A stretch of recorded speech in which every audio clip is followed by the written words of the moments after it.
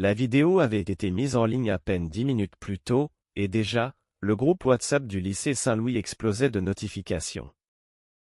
Alexandre sentit son cœur s'arrêter en voyant la miniature, lui et Julien, son pire ennemi depuis 3 ans, enlacés dans un baiser passionné derrière le gymnase. Les commentaires défilaient à toute vitesse, c'est une blague, Alexandre et Julien, le capitaine de l'équipe et le premier de la classe ensemble. Et chaque mot lui transperçait la poitrine comme un coup de poignard. Il ferma l'application d'un geste brusque, les mains tremblantes, et s'adossa au mur de sa chambre. Comment était-ce possible? Comment leur secret, si fragile, si nouveau, avait-il pu être filmé et partagé en quelques secondes seulement? Alexandre, 18 ans, capitaine de l'équipe de football du lycée Saint-Louis dans le 7e arrondissement de Paris, avait toujours été celui que tout le monde enviait. Grand, cheveux noirs courts, mâchoire carrée, il excellait en sport et en maths. Son père, avocat d'affaires réputé, lui répétait chaque soir que la vie était une compétition et que les faibles ne survivaient pas. Sa mère, plus discrète, souriait simplement sans jamais contredire son mari. Alexandre avait grandi avec cette idée, être fort, être normal, être le meilleur. Julien, lui, représentait tout ce qu'Alexandre détestait, premier de la classe en lettres et en histoire, lunettes fines, cheveux châtains ondulés, toujours calme et ironique. Depuis la rentrée de terminale, leurs affrontements étaient légendaires. Débat en cours d'histoire, match de foot où Julien, remplaçant occasionnel, marquait parfois un but décisif juste pour agacer Alexandre. Ils se parlaient à peine, se lançaient des regards noirs dans les couloirs. Tout avait basculé 3 semaines plus tôt lors du projet commun imposé par Madame Dupont, la professeure de philosophie. Voltaire et la liberté de penser, avait-elle annoncé en souriant. Alexandre et Julien avaient été tirés au sort ensemble. Les premières réunions avaient été glaciales, sarcasme, silence lourd, accusation de paresse. Puis, un soir, dans la bibliothèque presque vide, Julien avait cité une phrase de Voltaire qui avait touché Alexandre plus qu'il ne voulait l'admettre. « Je ne suis pas d'accord avec ce que vous dites, mais je me battrai jusqu'à la mort pour que vous ayez le droit de le dire. » Ils avaient parlé jusqu'à minuit. De liberté, de pression familiale, de ce que signifiait être soi-même dans une société qui jugeait tout. Alexandre avait senti quelque chose se fissurer en lui, une fissure qu'il n'avait jamais osé regarder auparavant. Le lendemain, les discussions étaient devenues plus longues, plus intimes. Julien avait avoué qu'il n'avait jamais eu d'amis proches, que sa mère célibataire travaillait comme infirmière de nuit et qu'il passait ses soirées à lire pour oublier la solitude. Alexandre avait parlé de son père qui attendait de lui qu'il intègre Sciences Po et devienne comme lui. Sans s'en rendre compte, ils avaient commencé à se chercher du regard dans les couloirs. Un effleurement de main en ramassant un livre. Un sourire partagé pendant un cours. Et puis, un soir après l'entraînement, derrière le gymnase, Julien s'était approché. « Je ne sais pas ce qui m'arrive avec toi », avait-il murmuré. Alexandre n'avait pas répondu avec des mots. Il l'avait embrassé. Ce baiser, doux, hésitant, puis passionné, avait tout changé. Maintenant, la vidéo circulait. Alexandre se leva, le souffle court. Il devait trouver Julien avant que le lycée entier ne les lynche. Il attrapa son blouson et sortit dans la nuit parisienne, le cœur battant la chamade. Le scandale ne faisait que commencer, mais déjà, il sentait que sa vie ne serait plus jamais la même. Le lendemain matin, le lycée Saint-Louis ressemblait à une ruche en feu. Des groupes se formaient dans la cour, les portables à la main. Alexandre arriva tôt, casquette baissée, espérant passer inaperçu. Peine perdue. Son meilleur ami, Lucas, le quarterback de l'équipe, l'attendait près des casiers. « Mec, c'est vrai? Toi et ce intello de Julien ?» La voix de Lucas était un mélange de stupeur et de dégoût. Alexandre serra les mâchoires.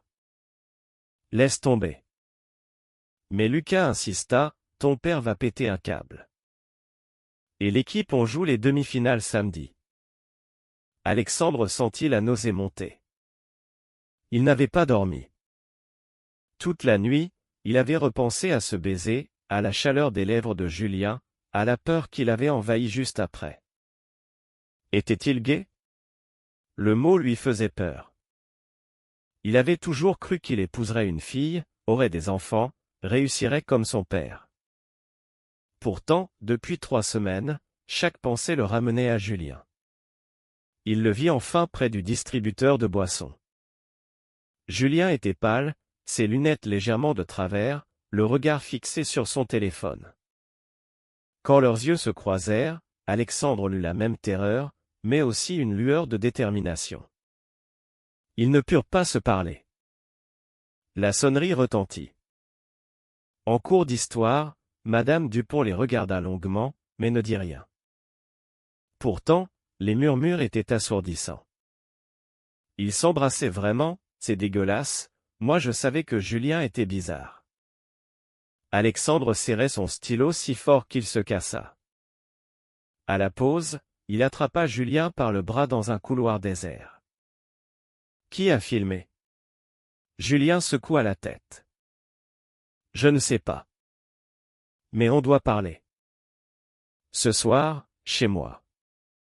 Ma mère travaille. Alexandre acquiesça, la gorge nouée. Il ne savait plus ce qu'il ressentait, colère, peur, ou ce sentiment nouveau, chaud, qui ressemblait dangereusement à de l'amour. L'après-midi fut un calvaire. À l'entraînement, l'entraîneur le prit à part. Si cette histoire affecte tes performances, je te mets sur le banc. Alexandre courut plus vite que jamais, comme pour fuir ses propres pensées. En rentrant chez lui, son père l'attendait dans le salon, téléphone à la main. La vidéo avait déjà atteint ses contacts. Explique-moi ça, Alexandre. La voix était froide, tranchante. Alexandre baissa les yeux. Pour la première fois de sa vie, il ne savait pas quoi répondre. Chez Julien, l'appartement était petit mais chaleureux, au 5e étage d'un immeuble haussmannien près de la Seine. Sa mère était partie à l'hôpital pour la nuit. Julien avait préparé du thé, comme s'ils étaient 2 amis normaux et non 2 garçons dont le monde entier venait d'apprendre le secret. Ils s'assirent sur le canapé usé. « Je suis désolé, » murmura Julien. « Je n'aurais jamais dû, » Alexandre l'interrompit en posant sa main sur la sienne. « Ce n'est pas ta faute. C'est la mienne aussi. J'ai voulu se baiser autant que toi. » Le silence qui suivit fut rempli de tout ce qu'il n'osait pas encore dire. Julien raconta son histoire. À 14 ans, il avait compris qu'il était différent. Il avait essayé de l'ignorer, de sortir avec une fille en seconde, mais chaque fois qu'il embrassait quelqu'un, il pensait à des garçons. Sa mère le savait depuis longtemps et l'acceptait, mais elle lui avait conseillé la prudence. La France est tolérante sur le papier, mais dans les lycées, c'est encore dur. Alexandre, lui, n'avait jamais envisagé cette possibilité. Il avait eu des copines, des flirts, mais rien n'avait jamais égalé la paix qu'il ressentait avec Julien. « Je ne sais pas qui je suis », avoua-t-il enfin, la voix brisée. Julien le regarda avec une tendresse infinie. « Tu es toi. Et pour moi, c'est déjà énorme. » Ils passèrent la soirée à parler, à rire même, à se souvenir de leurs disputes ridicules en classe. Vers minuit, Julien osa poser la question qui brûlait leurs lèvres, « Et maintenant ?» Alexandre ne répondit pas avec des mots. Il se pencha et l'embrassa à nouveau, plus lentement cette fois, comme pour sceller une promesse. Ce soir-là, ils ne firent que s'embrasser et se serrer dans les bras, mais ce fut suffisant pour qu'Alexandre sente son monde basculer définitivement. Le lendemain, le scandale avait pris de l'ampleur. Une pétition circulait sur les réseaux du lycée pour protéger l'image de l'établissement. Le proviseur convoqua les 2 garçons dans son bureau après les cours. Monsieur Moreau, un homme austère aux cheveux gris, les regarda longuement. Je ne juge pas vos choix personnels, mais la vidéo a été filmée sur le terrain de l'établissement. Si cela perturbe les cours, je devrais prendre des mesures. Julien serra les poings. Nous n'avons rien fait de mal. Alexandre, pour la première fois, prit la parole avec force, nous sommes majeurs dans quelques mois. Ce qui se passe entre nous ne regarde personne. Le proviseur soupira. La société n'est pas toujours aussi ouverte que vous l'espérez. Soyez prudents. Dehors, Lucas attendait Alexandre. Viens, on va boire un coup. Oublie ce type. Alexandre refusa. Pour la première fois, il choisit Julien. Ils marchèrent le long des quais de Seine, main dans la main discrètement, en évitant les regards. Julien parla de son rêve, devenir professeur d'histoire, écrire sur les luttes pour les droits. Alexandre écoutait, fasciné.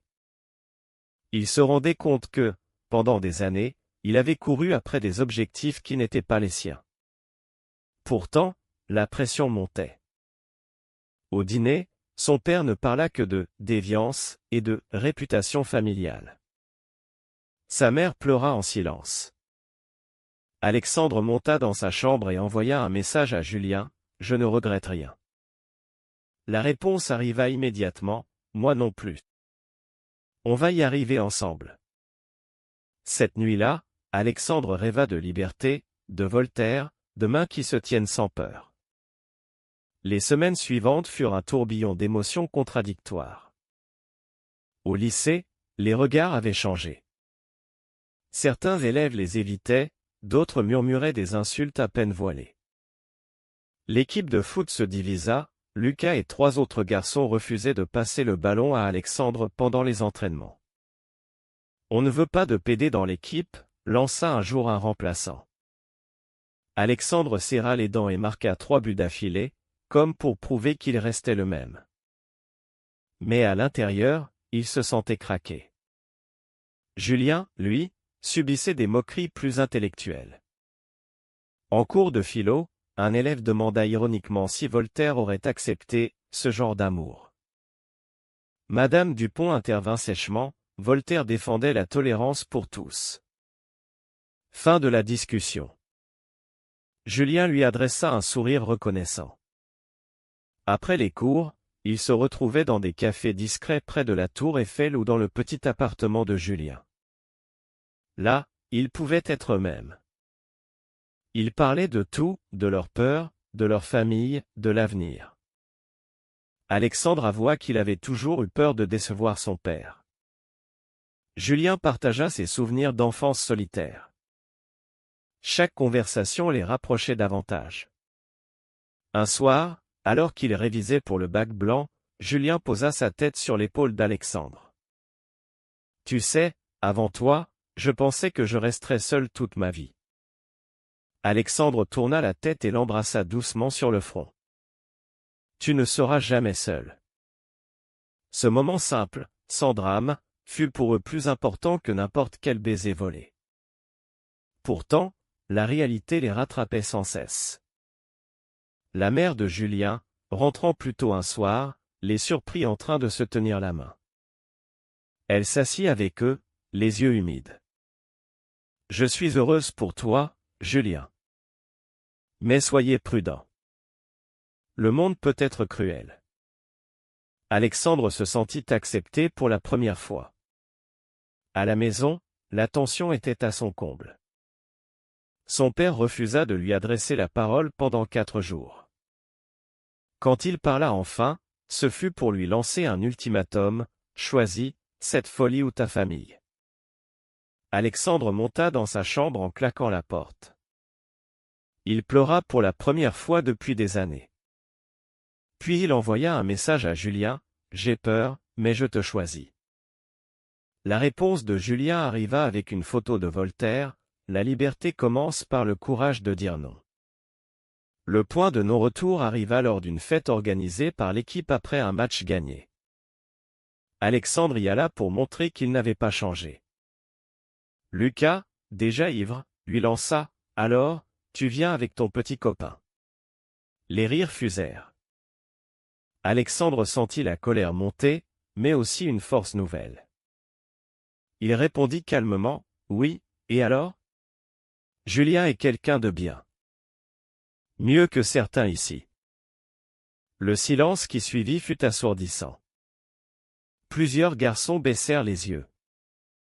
Lucas partit furieux.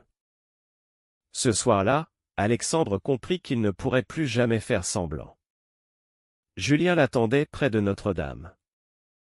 Ils marchèrent jusqu'à l'île Saint-Louis, s'assirent sur un banc face à la Seine illuminée. « Je t'aime », murmura Julien pour la première fois. Alexandre répondit sans hésiter, « Moi aussi ». Le baiser qu'ils échangèrent sous les lumières de Paris scella leur choix. Ils ignoraient encore que, le lendemain, la vidéo referait surface avec un nouveau montage, cette fois accompagné d'un commentaire haineux d'un compte anonyme du lycée. Le scandale allait passer à la vitesse supérieure. La nouvelle vidéo fit le tour des réseaux en moins d'une heure. Cette fois, elle montrait non seulement le baiser, mais aussi leurs conversations sur les quais où ils s'étaient avoués leurs sentiments. Le compte anonyme avait ajouté « Le lycée Saint-Louis abrite des déviants. Parents, réveillez-vous ». Les messages d'insultes affluèrent. Certains élèves taguèrent leur casier. Julien trouva le sien couvert de mots grossiers. Alexandre reçut des appels anonymes lui conseillant de se soigner. Le proviseur convoqua une assemblée générale. Devant tout le lycée réuni dans le grand amphithéâtre, il parla de tolérance et de respect. Mais les regards en coin persistaient. Après l'assemblée, une petite groupe de filles approcha Julien pour lui dire qu'elle le soutenait. Ce fut la première lueur d'espoir. Madame Dupont les invita tous les deux à prendre un café après les cours. « Vous êtes courageux. Ne laissez personne vous briser. » Ces mots réchauffèrent leur cœur. Pourtant, à la maison, la situation empirait. Le père d'Alexandre reçut un appel d'un client important qui avait vu la vidéo. « Cela nuit à mon image », déclara-t-il froidement. Il posa un ultimatum clair, romps avec lui ou quitte cette maison. Alexandre regarda son père dans les yeux et répondit, « Je ne romprai pas. » Cette nuit-là, il fit sa valise et partit chez Julien. La mère de Julien l'accueillit sans hésiter. « Cette maison est la vôtre maintenant. » Pour la première fois, Alexandre se sentit libre. Les jours suivants furent difficiles à l'entraînement. L'entraîneur le maintint sur le terrain, mais l'ambiance était glaciale.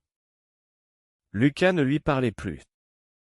Pourtant, pendant un match amical, Alexandre marqua le but de la victoire et, pour la première fois, l'équipe l'applaudit. Certains commençaient à changer d'avis. Julien, de son côté, excellait aux examens blancs et aidait même des camarades en difficulté. Peu à peu, le lycée se divisait entre ceux qui soutenaient et ceux qui jugeaient. Un soir, ils allèrent au cinéma près de l'opéra, main dans la main pour la première fois en public. Personne ne les insulta. Sur le chemin du retour, Julien murmura, « On est en train de gagner, tu sais. » Alexandre sourit. Mais la trahison arriva de là où il ne l'attendait pas. Lucas, jaloux d'avoir perdu son meilleur ami, posta une longue story sur Instagram, « Alexandre a changé.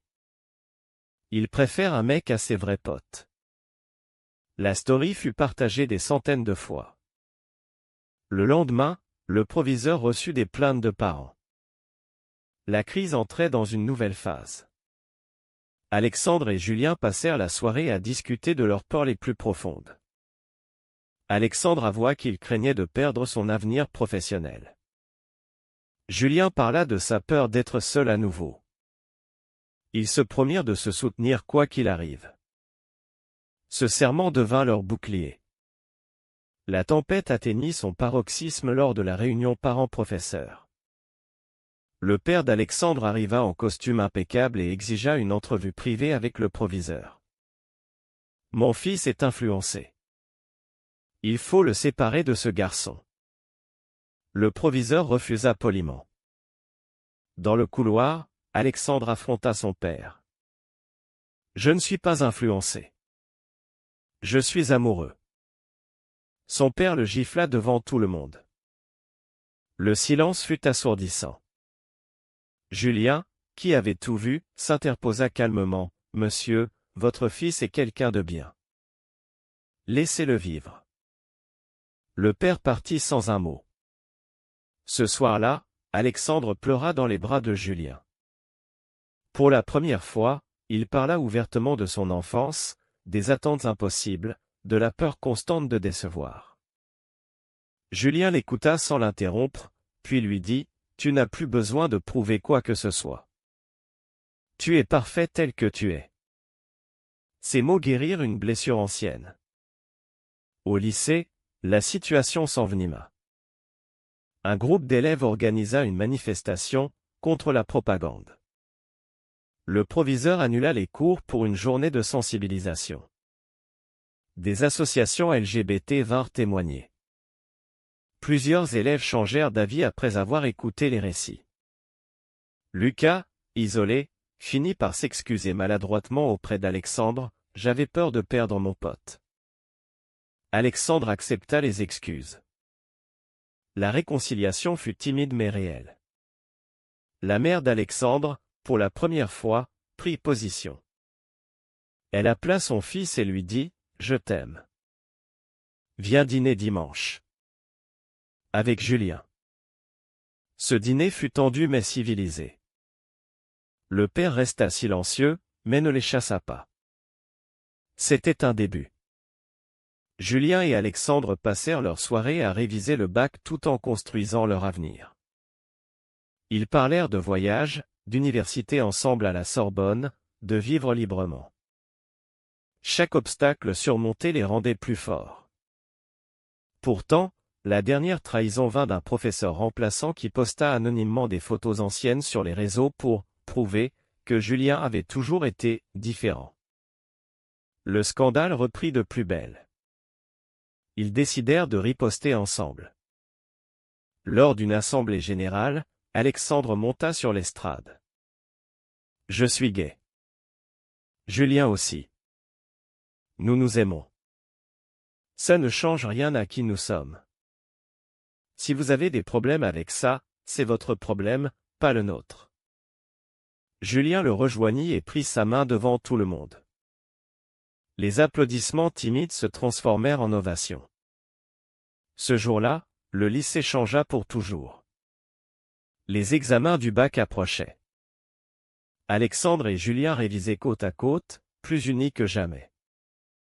La mère de Julien leur avait aménagé un coin bureau dans l'appartement. Le père d'Alexandre, après des semaines de silence, envoya enfin un message « Je ne comprends pas, mais je ne veux pas te perdre. » Alexandre répondit simplement « Merci. On peut parler quand tu seras prêt. » Le jour des résultats, ils apprirent ensemble qu'ils avaient tous les deux leur bac avec mention. La fête improvisée chez Julien fut joyeuse. Lucas vint même avec une bouteille de champagne. « Vous êtes bizarres, mais vous êtes mes potes. » Le groupe rit longtemps. L'été arriva. Ils partirent 2 semaines en Bretagne, chez une tante de Julien. Là, loin de Paris, ils purent marcher main dans la main sur la plage sans craindre les regards. Ils parlèrent de leur avenir. Alexandre voulait étudier le droit, mais avec une spécialité en droits humains. Julien poursuivrait l'histoire et l'enseignement. Il rêvait d'un petit appartement à Paris, d'une vie simple et vraie. À leur retour, le lycée organisa une cérémonie de remise des diplômes. Le proviseur les invita tous les deux à prendre la parole. Julien parla de Voltaire et de liberté. Alexandre parla de courage et d'amour. Les parents présents applaudirent. Même le père d'Alexandre était là, au fond de la salle. Il ne sourit pas, mais il resta jusqu'à la fin. Ce soir-là, sur le toit de l'immeuble de Julien, ils regardèrent les lumières de Paris. « On a survécu », murmura Alexandre. Julien l'embrassa tendrement. On a grandi. L'amour véritable mérite-t-il de tout risquer malgré les préjugés? Vrai ou faux?